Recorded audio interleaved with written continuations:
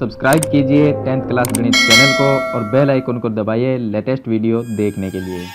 Hello friends, चलिए आज इस वीडियो में एक्सरसाइज 5.1 का प्रश्न नंबर 1 हल करेंगे, जिसके अंदर हमें 4 क्वेश्चन दिए गए हैं। तो चलिए पहले क्वेश्चन को हल करते हैं। इसमें दिया गया है कि प्रत्येक किलोमीटर के बाद का टैक्सी का जो किराया है, जबकि प्रथम किलोमीटर के लिए किराया 15 रुपये है। तो 1 किलोमीटर का किराया कितना है? 15 रुपये। यानी कि अगर हम 1 किलोमीटर जाते हैं तो उसका 15 रुपये लगता है, और प्रत्येक अतिरिक्त जो किलोमीटर के लिए जो किराया है वो 8 रुपये है। मतलब कि क्वेश्चन नंबर 1 का हल देखिए। इसने कहा है कि अगर मान लीजिए हम यहाँ से दूरी तय करते हैं, तो हम यहाँ तक 1 किलोमीटर गए। 1 किलोमीटर गए तो टैक्सी वाले ने हमसे 15 रुपये लिए। उसके बाद में हम 1 किलोमीटर से अगर दूसरे किलोमीटर जाते हैं तो उसका 8 रुपये एक्स्ट्रा लगता है। मतलब कि जो 15 है वो तो लगेगा ही, और प्लस में जो अतिरिक्त किराया है 8 रुपये वो भी लगेगा। उसके अलावा अगर हम तीसरे किलोमीटर जाते हैं, तीसरे किलोमीटर अगर जाते हैं तो पीछे वाला जो किराया है, अब देखिए 15 और 8 के हो जाएंगे 23। तो पीछे वाला जो किराया है वो तो रहेगा ही रहेगा, प्लस उसमें 8 और प्लस हो जाएगा। तो इस तरह से ये एक समांतर श्रेणी बन जाएगी। अब प्रथम किलोमीटर का जो किराया है पहले किलोमीटर का, उसको हम A1 से लिखते हैं। A1 बराबर 15 हो गया, और A2 जो है वो हो जाएगा पीछे वाला किराया, पहले किलोमीटर का किराया और प्लस में अतिरिक्त किराया 8 रुपये। तो दोनों को प्लस कर देंगे तो 23 हो जाएगा। उसके बाद में A3 निकालेंगे। A3 मतलब कि तीसरा किलोमीटर। तो तीसरे किलोमीटर का किराया, दूसरे किलोमीटर का किराया प्लस में जो अतिरिक्त किराया है 8 रुपये वो प्लस हो जाएगा। तो ये हो जाएगा 31। इस तरह से एक समांतर श्रेणी बनेगी। A1, A2, A3, ये एक समांतर श्रेणी बनेगी। तो A1 का मान 15 है और A2 का मान 23 है, A3 का मान 31 है। अगर यहाँ से हम D का मान निकालें तो D का मान क्या होगा? D कैसे निकालते हैं? सार्वंतर A2 माइनस A1, यानी दूसरा पद माइनस पहला पद। दूसरा पद 23 है तो ये आ जाएगा 23 माइनस A1 का मान 15 है, तो 15 बराबर में 8 आ जाएगा। फिर से एक बार D का मान निकालेंगे तो तीसरा पद माइनस दूसरा पद करेंगे तो A3 माइनस A2 लिखेंगे। A3 का मान 31, A2 का मान 23, माइनस कर देंगे तो 8 आ जाएगा। तो D का मान यहाँ पर भी 8 है और यहाँ पर भी D का मान 8 है। जो D है वो सार्वंतर होता है, और सार्वंतर का मान बराबर आना जरूरी है। अगर बराबर आता है इसका मतलब 15, 23 और 31 ये क्या है? एक समांतर श्रेणी है। तो हम लिख देंगे यह स्थिति AP में है, AP में है, यानी कि एक समांतर श्रेणी है। चलिए अब हम सेकंड क्वेश्चन इसका हल करते हैं। क्वेश्चन नंबर 2 इसका हल देखिए। इसमें लिखा है कि किसी बेलन में उपस्थित हवा की मात्रा, जबकि वायु निकालने वाला पंप प्रत्येक बार बेलन की शेष हवा का 1/4 भाग बाहर निकाल देता है। तो यहाँ पर हमें ये बताना है कि ये जो स्थिति दी गई है इससे एक समांतर श्रेणी बनती है या नहीं बनती। तो चलिए हम समांतर श्रेणी बनाएंगे। कैसे बनाएंगे? तो सबसे पहले देखिए, हम ये लिखेंगे कि माना जो बेलन है, माना बेलन में उपस्थित हवा की मात्रा An है। जो इसके अंदर बेलन है उसमें जितनी भी हवा है उसको हम An मान लेते हैं। उसकी मात्रा कितनी, हवा की मात्रा कितनी है? An है, ये मान लिया।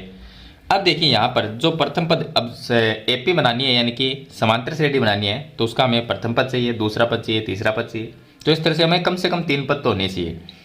तो पहले A1 क्या ले? हम ये मान लेते हैं कि शुरू में जो बेलन में हवा की मात्रा है वो x है, उसको हमने x मान लिया, यानी A1 है उसको हमने x मान लिया। तो A2 क्या होगा? दूसरा पद यानी कि A2 क्या होगा? इसने कहा है कि जो भी हवा है बेलन के अंदर उसका 1/4 भाग है वो बाहर निकाल देता है, जो हवा निकालने वाला पंप है। तो मान लीजिए A2 क्या होगा? यहाँ पर पहला हमने x मान लिया, तो दूसरा क्या होगा? इसमें से 1/4 कम करके लिखेंगे। पहले अगर x है हवा, तो अब A2 है, दूसरी बार क्या रहेगी?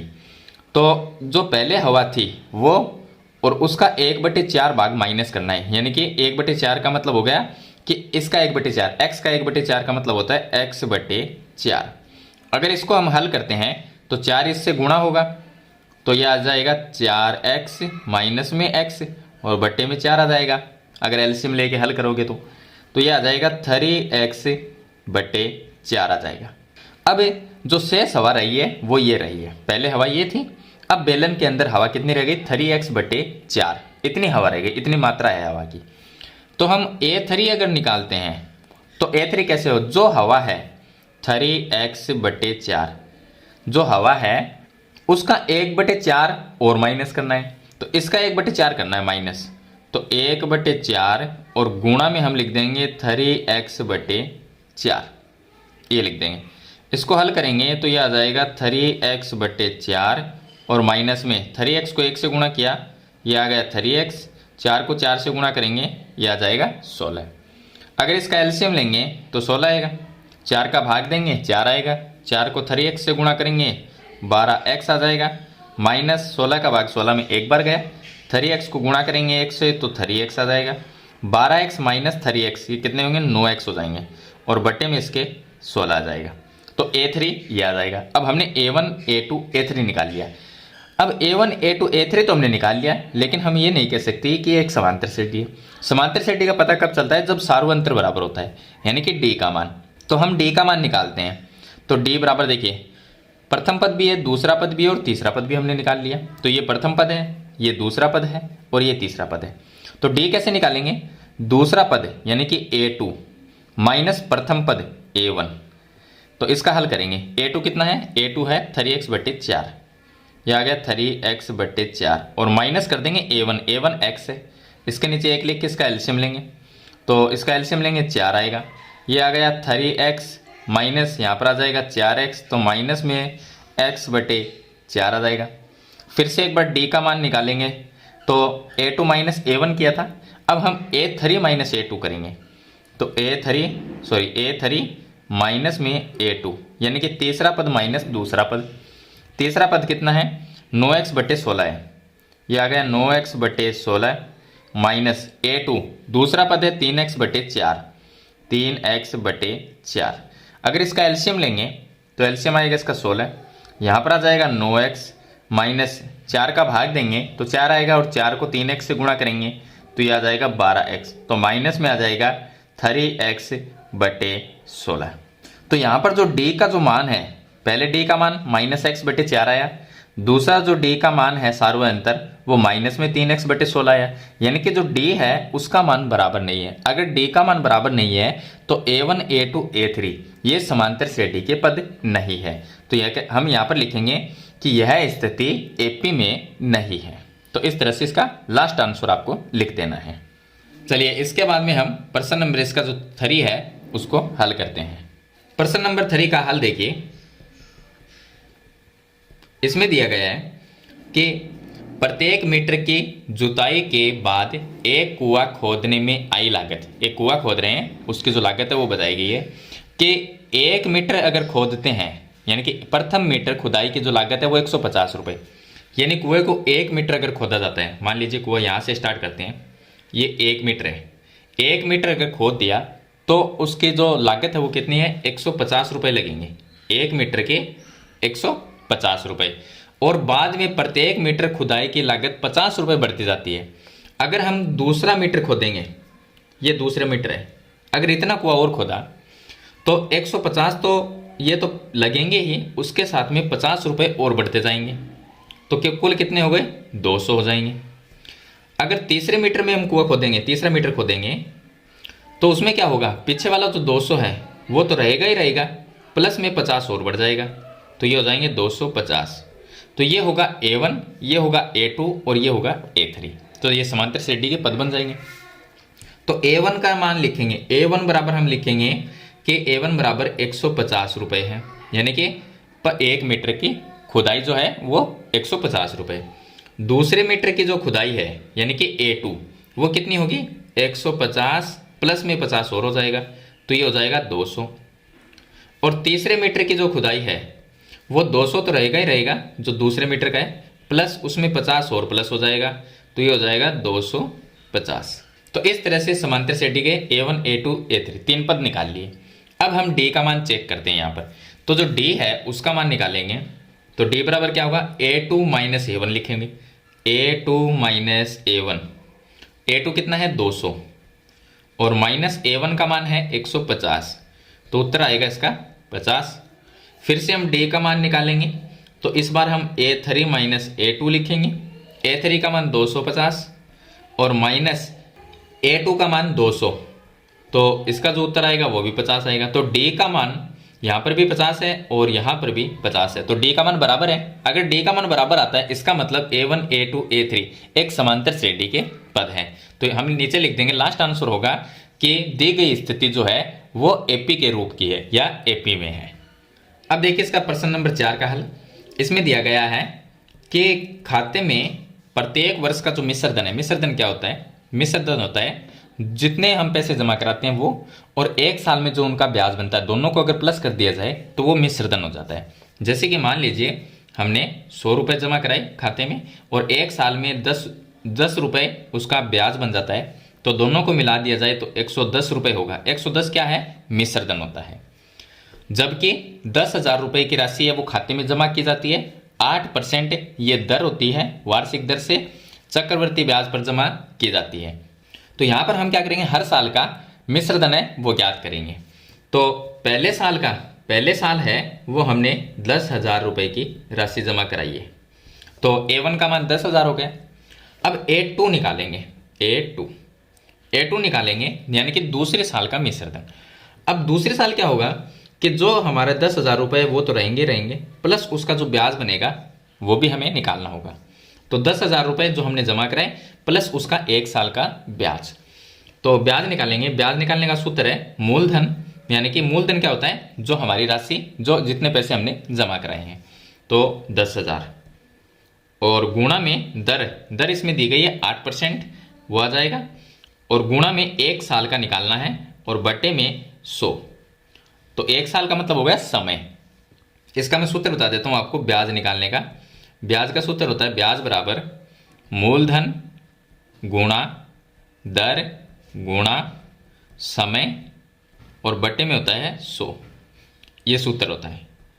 अब एक साल का निकालेंगे, इसको हल कर लेंगे, तो इसको हल करेंगे तो ये 10,000 तो ऐसा कैसा आ जाएगा, तो ये आ गया 10,000 और प्लस 2 जीरो से 2 जीरो कट गया, 8 को 100 से गुणा किया 800, 800 को 1 से गुणा करेंगे तो 800, तो इन दोनों को प्लस करेंगे, ये ब्याज है और ये मूलधन है, दोनों को प्लस करेंगे तो मिश्रधन बन जाएगा 10,800 रुपये, ये मिश्रधन बन गया। अब हम निकालेंगे A3 यानी कि तीसरे साल का। तीसरे साल में क्या होगा कि अब जितने हमारे खाते में जो पैसे हैं यानी कि 10,800 रुपये अब है, तो उसका ब्याज और कितना होगा तीसरे साल, तो 10,800 रुपये का निकालना है, 10,800 और प्लस में अब इसका ब्याज निकालेंगे। इसका ब्याज निकालेंगे तो ये मूलधन बन गया, तो मूलधन होगा यहाँ पर 10,800 और गुणा दर होगी 8% गुणा समय एक वर्ष ही रहेगा क्योंकि हर साल का निकालना है, और बटे में इसके 100 आ जाएगा। 2 जीरो से ये 2 जीरो कट जाएगा, तो ये आ जाएगा 10,800 और प्लस 8 को 108 से गुणा कर देंगे तो ये आ जाएगा 864, तो 864 लिख देंगे और दोनों को प्लस कर देंगे, तो ये देखिए 64 का आ जाएगा 64 और 8 और 8 ये हो जाएंगे 16 और 11,664 रुपये, ये आ गया तीसरे साल का। तो A1, A2, A3 हमने निकाल लिया। A1 का मान 10,000, A2 का मान 10,800, A3 का मान 11,664। अब ये समांतर श्रेणी के पद तो हो गए, लेकिन समांतर श्रेणी में है या नहीं उसके लिए हमें सार्वंतर निकालना होगा, मतलब D का मान। D का मान निकालने के लिए A2 माइनस A1 करेंगे, A2 माइनस A1, तो A2 का मान है 10,800, यह आ जाएगा, और माइनस कर देंगे A1 है 10,000, तो माइनस करने पर यह रहेगा 800, तो D का मान सार्वंतर 800 आ गया। फिर से एक बार निकालेंगे तो D का मान क्या आएगा, A3 माइनस A2 करेंगे, A3 माइनस A2, A3 का मान 11,664, यह आ गया 11,664 माइनस A2 का मान 10,800, तो यह आ गया 10,800, तो माइनस करेंगे तो ये आ जाएगा 864। तो यहाँ पर जो D है यानी कि सार्वंतर जो है उसका मान बराबर नहीं, ये 800 आया है, ये 864 है, तो तो अगर सार्वंतर बराबर नहीं होता तो इसका मतलब जो स्थिति है वो समांतर श्रेणी नहीं होती। तो लास्ट आंसर में लिखना है कि यह स्थिति एपी में नहीं है। तो ये आपका लास्ट आंसर हो जाएगा। तो मैंने आपको प्रश्न नंबर 1 में 4 प्रश्न दिए गए थे, जिनको किस तरह से हल करना है मैंने आपको बता दिया है। मेरे ख्याल से ये 4 क्वेश्चन आपको कंप्लीट समझ में आ गए होंगे। फिर भी इनके बारे में कोई सवाल या सुझाव है तो कमेंट बॉक्स में ज़रूर लिखना। आज की वीडियो में इतना ही, मिलते हैं एक नई वीडियो के साथ, तब तक के लिए थैंक यू।